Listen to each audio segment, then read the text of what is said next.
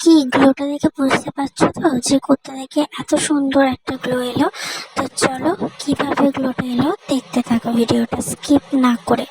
তো ফার্স্ট হচ্ছে আমি একটা ক্লিনজার বানাবো।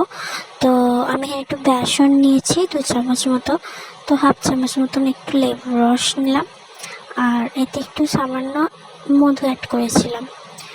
ওই হাফ চামচ মতোই, ছোটো চামচের হাফ চামচ মতো মধু দিয়েছিলাম এতে। এখানে আমি দুজনের মতন বানিয়েছিলাম, তাই আমি পরিমাণগুলো একটু বেশি নিয়েছি। তো তোমরা যদি একজনের জন্য বানাও তোমরা একটু পরিমাণগুলো কম নিও।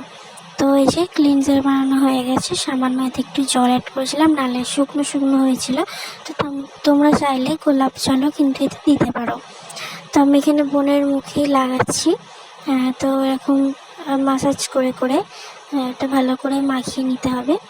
ওই খুব হলে 10 থেকে 15 মিনিট অবধি তোমরা রাখতেও পারো, বা 5 মিনিট মতন মাসাজ করে তখন ওটা ধুয়ে নিতেও পারো। তারপরে আমি স্ক্রাবার বানাবো। তো চালের গুঁড়ো নিয়েছি, তাতে ওই 3 থেকে 4 ফোঁটা মতন আমি লেবুর রস নিলাম, আর গোলাপ জল এতে দিয়ে দিলাম।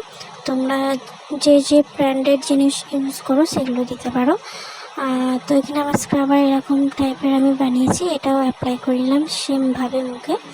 তো এখানে আমি মাসাজ ক্রিমের জন্য, তো আমি তো কোনো ক্রিম ইউজ করছি না, আমি ঘরোয়া জিনিসেই করছি, তাই একটু 1 চামচ আমি নিয়েছিলাম, কারণ দুজনের জন্য। তো হাফ চামচ হচ্ছে একজনের জন্য দিয়ে ভালো করে এটাও মাসাজ করে ধুয়ে নিতে হবে।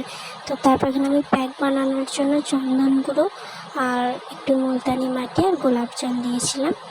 তোমরা তো মধুও দিতে পারো। তো এটা লাগিয়ে 10 থেকে 20 মিনিট মতন লাগিয়ে রাখতে হবে। তো একদম পুরো শুকিয়ে না যাওয়া অবধি কিন্তু তুলবে না, তো একটু ভেজা ভেজা থাকবে তখন কিন্তু তুলতে হবে।